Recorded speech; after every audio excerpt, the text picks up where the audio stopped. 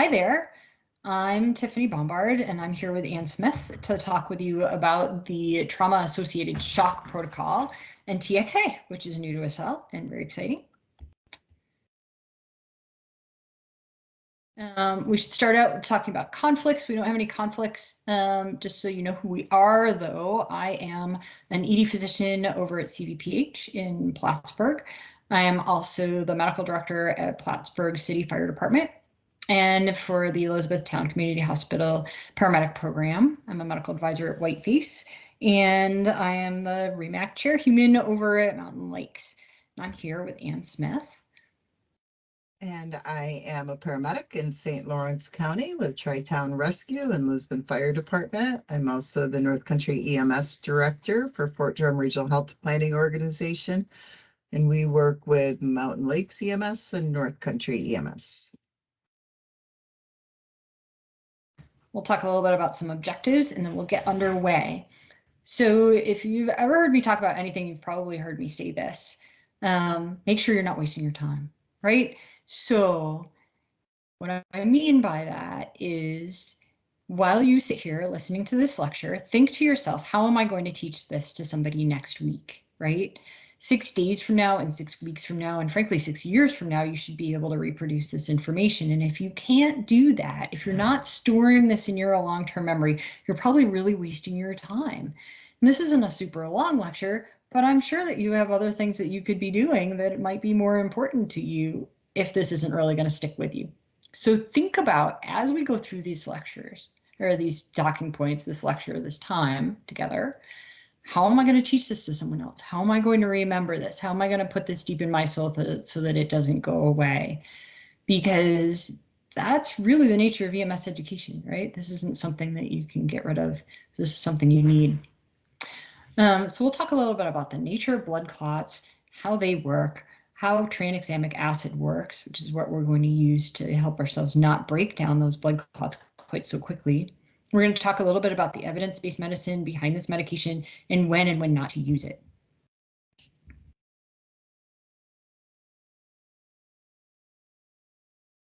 So that's it.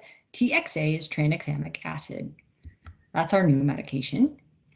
And what it does is it affects blood clots. Now, blood clots happen whenever you damage a blood vessel from either the inside of the blood vessel, right? You can have something sharp and pointy from the inside damaging it, or from the outside. Generally, it's from the outside, right? This is when you scrape your knee or get stabbed in the heart or anything in between those things. When tissue is damaged, skin, muscle, fat, blood vessels, you make blood clots. Okay, and that's to try and stop the blood from getting out while you're healing. The thing about blood clots is they can't stay around forever. So as soon as you start making them, you start breaking them down. That's called clot degradation. It's the disintegration of that blood clot. So as soon as you're building, you're breaking down. Now, you're not breaking down quite as fast as you're building, right? Because you need them to stick around, but they take up so much space that, you know, because we start to heal immediately as well, those blood clots need to eventually go away. They can't hang around forever. So how do we do that? We do that with a substance called plasmin. And plasmin is what our body, it's just a chemical component that our body uses to break up blood clots. We start using that plasmin as soon as we start making the blood clots. So how do you remember this word, right? This is a new word to most of us. Plasmin. It sounds sort of like plastic, right? And how do I remember that it breaks up blood clots? If I think about plasmin, plastic explosive, plastic explosive breaks things down, right? Blows things up, it breaks up blood clots. So that's how I remember it. You may find a better way to remember it, in which case send me an email because I'll use that. But this is the way I remember it.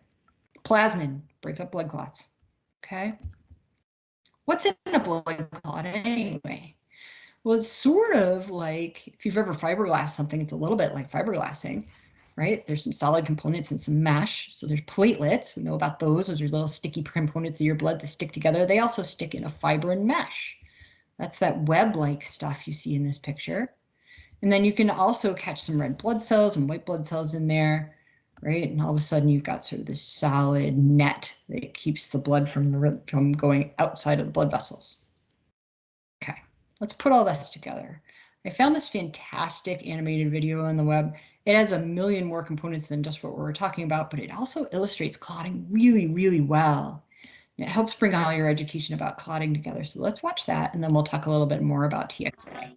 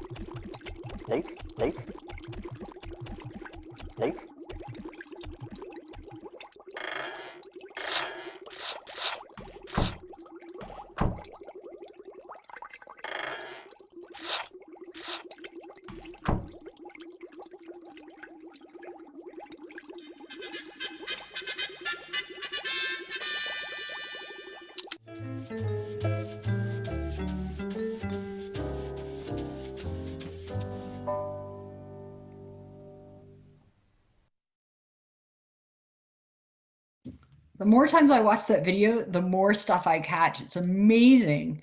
They have every little tiny, teeny component, not every one, but lots of the little teeny, tiny components of blood and the processes of how they work. And it's cute too, which also helps. But I would encourage you to watch it more than once. It's amazing what they've got in there. So what does this have to do with TXA? TXA blocks plasmin, right? Remember, plasmin is the thing that blows up our blood clots.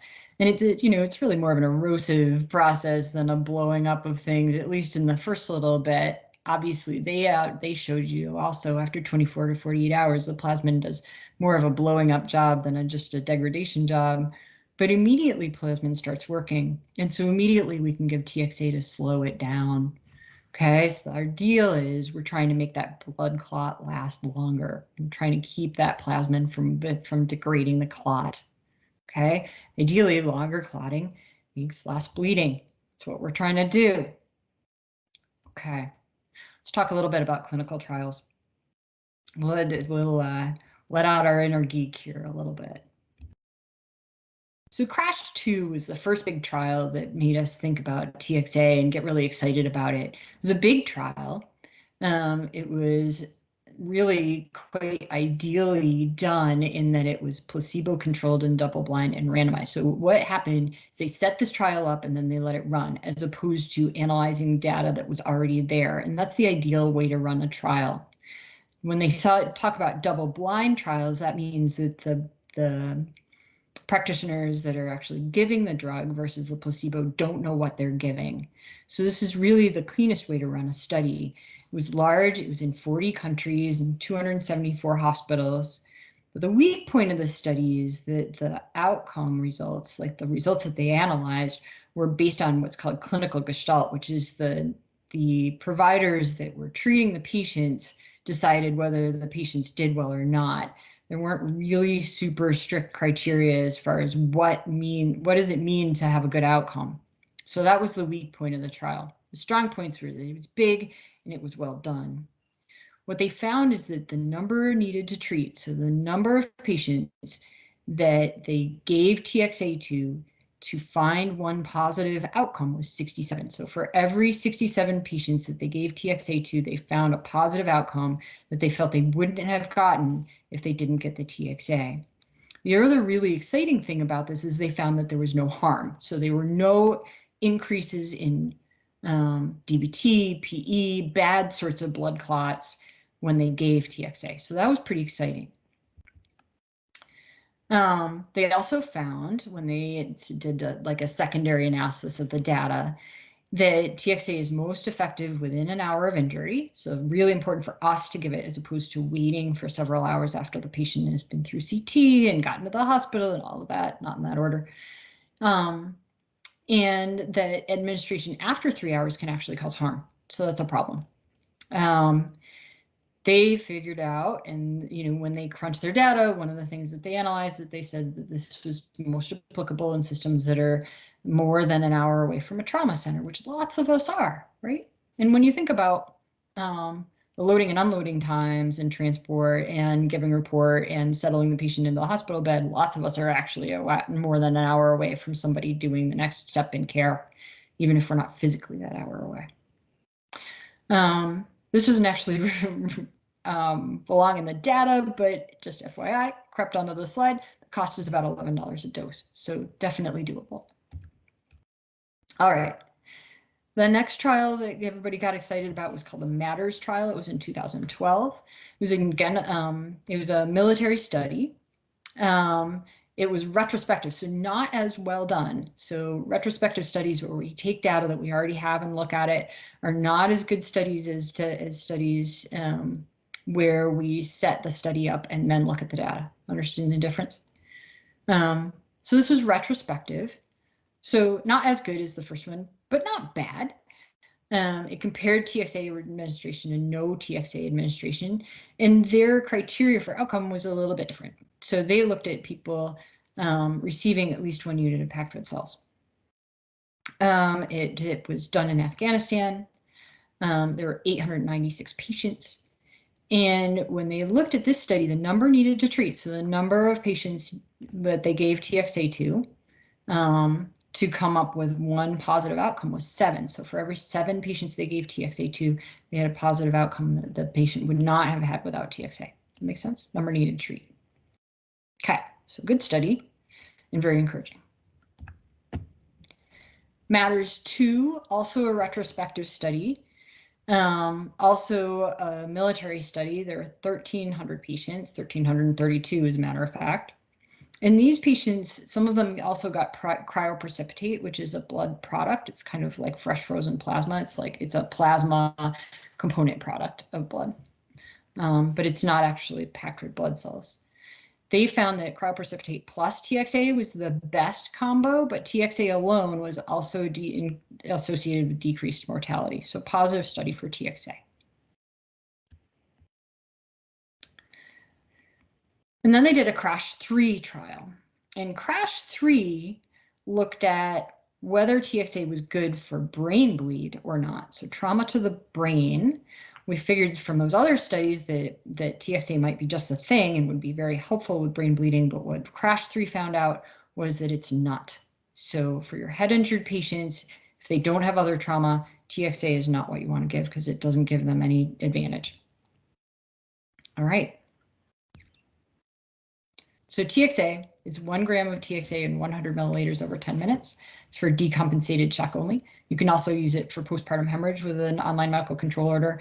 And also remember, even in your trauma patients, if they're not fluid responsive, particularly after your first 500 milliliters, think about norepinephrine for these patients as well. Here's the protocol as it will look and as it looks now. This is where the rubber hits the road. TXA for now, anyway, is paramedic only. It's for decompensated shock. And notice on this trauma-associated shock protocol that we also have some provisions for blood products. We know that none of the ground services are using blood products right now. We are trying to push this through the New York State Legislature, and that is why it is here. So this is sort of an advance guard. We know that this isn't in your drug box, but we are hoping to have it there someday. And that's why it's already in the protocol. And a reminder down in key points and considerations, the difference between compensated and decompensated shock. Medical controls and considerations, they can order you more normal saline, which they probably are not going to do in these hemorrhagic patients, right? Because all it's doing is taking your little clotting factors and pushing them away from each other, not so helpful. Blood administration, hopefully someday, TXA administration, which may mean a 2nd gram, right? Or maintenance dose, and norepinephrine. All right, let's do a little review. What is the substance in your body that breaks down clots? That's plasma. Excellent. What does TXA stand for? Tranexamic acid. You knew that. How does it work? It blocks plasmin so that your clots stay around longer.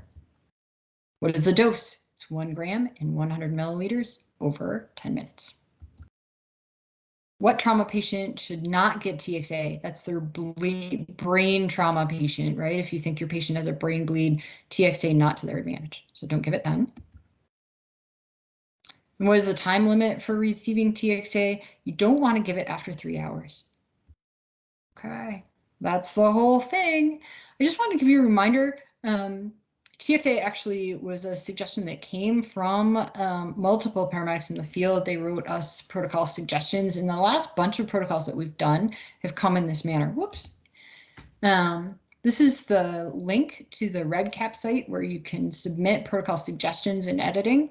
It's also on the regional website, and it's on the REMO website. It's on several regional websites, I think probably all of them at this point. But if you need it independently, here it is. And please do use it. It's very helpful to everyone. Thank you so much for Dr. Daly's editing of these slides. I submitted them and he gave me a couple of suggestions for redo. So that's why they got put up, taken down, and put back up again with some edits. That's Dr. Daly. That's not. That's all. Thank you so much. Be safe and feel free to email me with suggestions or criticisms or wishes for raincoats. It's kind of that season. Take care.